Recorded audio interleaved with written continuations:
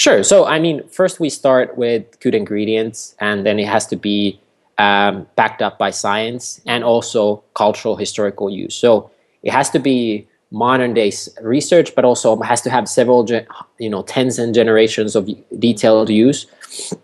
And then we look at it from a function point of view, is like, what does the research say? What is it good for? And then you build a recipe using this kind of ancient formulation method.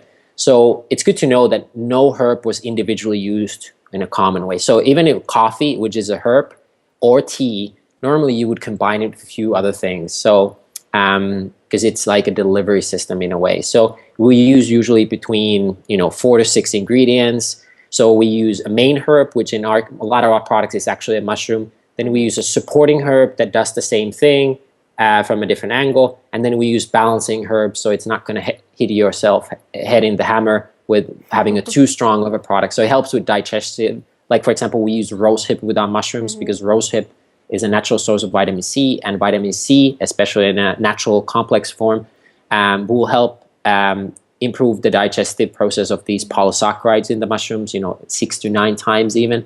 So basically that's how we look at it from an ancient formulation method. A lot of this stuff is written down, especially in the Ayurvedic and the Chinese medicinal systems. There's a long tradition of formulation.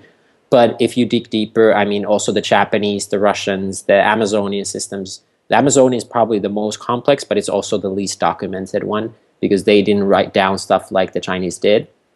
But to the point is, we look at it from both a Western point of view and then an Eastern point of view. And then our chef and product manager will do these different recipes and we'll test them with our community. Like right now, we're going to launch a new product in a couple months. So we've been going through different kinds of testing, both for flavor and the efficacies. Mm-hmm. And then we send it to a lab in Germany where they go through like the basic parameters. Obviously, some of our pretty much all of our farms will also run like a certificate of analysis. So they do also lab. Wow.